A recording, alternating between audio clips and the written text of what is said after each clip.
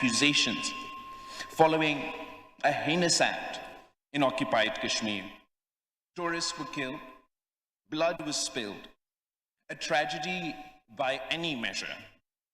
And yet, before the bodies had turned cold, New Delhi turned its wrath towards Islamabad, pointing fingers, tightening orders, and threatening consequences.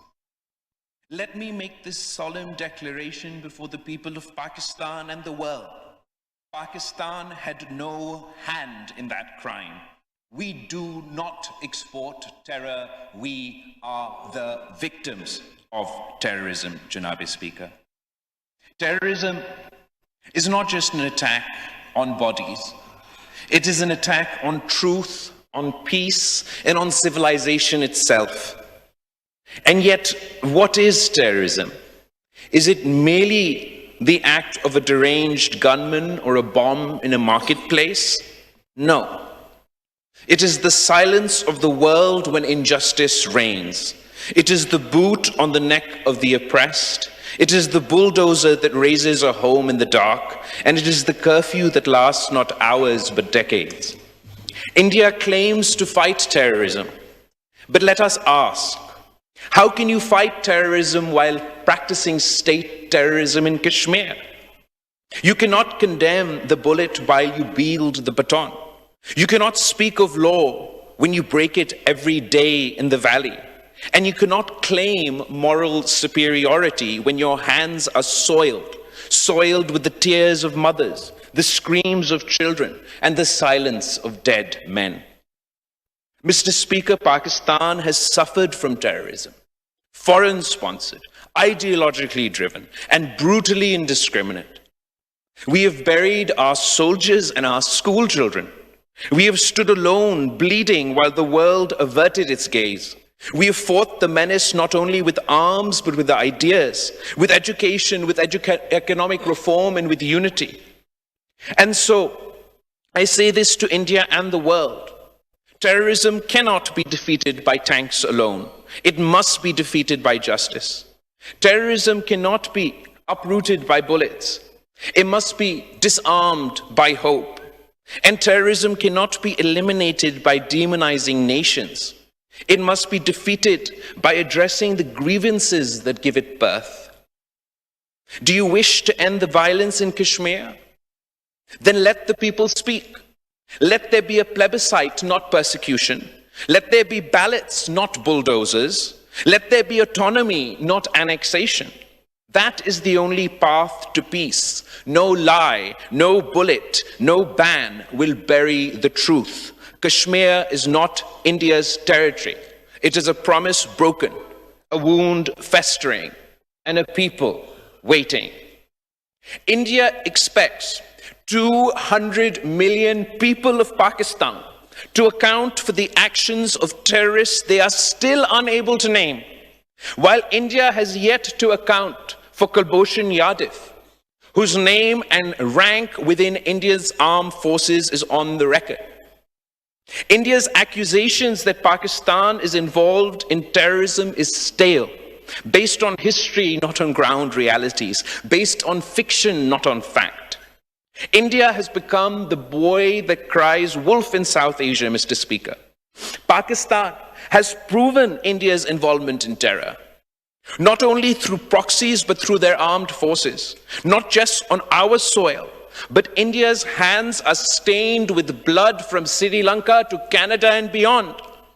India must abandon terrorism as a tool of its foreign policy. In order to free this region from terror, India and Pakistan must work together, or else we are dooming future generations to suffer this menace. The Prime Minister's challenge to India for an impartial investigation is a start. Why would a true victim of terrorism shy away from accountability? Unless they are worried that the world will see that the real blame for the bloodshed in Kashmir lies in Delhi and not in Islamabad. Mr. Speaker, India's suspension of the Indus Water Treaty is not a punishment for Pakistan, it's a crime against humanity. It is the politicization of water, the criminalization of nature. What madness is this? That you would threaten the food and livelihood of millions for a grievance that lies within your own borders. And let us not forget what flows through these waters. The Indus is not just a river. It is a cradle of our civilization. Long before Delhi rose, before empires were carved and borders drawn, there stood Mohenjo-daro and Harappa. The Indus Valley civilization shared by both our peoples was one of the first lights of human progress. It birthed systems of urban planning, irrigation, agriculture, trade, communication. It did not divide, it connected, it did not conquer, it cultivated. That river, Mr. Speaker, watered both our ancestors. Its flow runs not only through our lands, but through our blood. And now India threatens to dam it with anger and a thirst for vengeance. But the Indus is not theirs to command. It belongs to nature. It belongs to the covenant of peace. It belongs to all of humanity that draws life from it. Pakistan will defend that river, not only for its own sake, but for the memory of a civilization that predates this bitterness. To weaponize the Indus is to betray our shared past. To uphold the treaty is to honor that ancient wisdom which taught us to share what sustains us. Let it be known you can divert rivers, but you cannot drown our will. Every drop that flows from the Indus has written in it the courage of Pakistani farmers, the sweat of our workers, and the blessing of Allah. Let no one mistake our restraint for weakness. The Pakistan armed forces are vigilant, resolute, and prepared. Our skies are guarded. Our borders are sealed by valor. Our nation stands united from Karachi to Khyber, from Lahore to Larkana.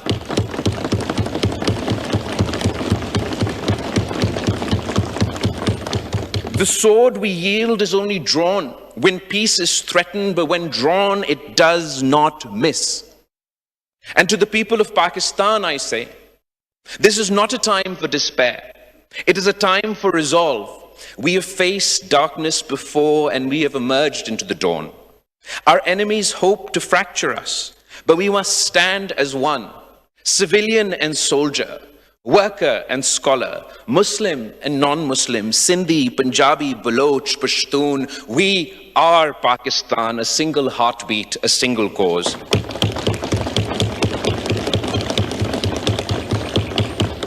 Mr. Speaker, history watches us now. Let us not falter. Let us remind the world that Pakistan is not a footnote in South Asia, it is its conscience. We are not the accused, we are the aggrieved. And yet, we do not seek revenge. We seek recognition. Recognition of Kashmir's right to self-determination. Recognition of our sovereignty. And recognition that peace must be earned through dignity, not dictated through fear. If India wishes to walk the path of peace, let them come with open hands, not clenched fists. Let them bring facts, not fabrication. Let us sit as neighbors and speak the truth. And if they do not, if they continue to howl in anger and march in madness, then let them remember the people of Pakistan are not made to kneel. The people of Pakistan have the resolve to fight not because we love conflict, but because we love freedom. It is better we die fighting than live under the yoke of oppression. However, this is not the destiny we seek for the heirs of the Indus Valley civilization. No matter which side of this man-made border we reside, for all the excavation, Mr. Speaker, at Mohenjo-daro, not one weapon has been found. How is it that we have departed so far from our roots, that the very same Indus Valley is now the most armed region on earth? The truth is, war is not natural to us. It has been imposed on us generation after generation, not in the interest of our people, but in the interest of colonizing powers. It is up to both countries to free ourselves from the confines of conflict and pursue the path to peace and prosperity.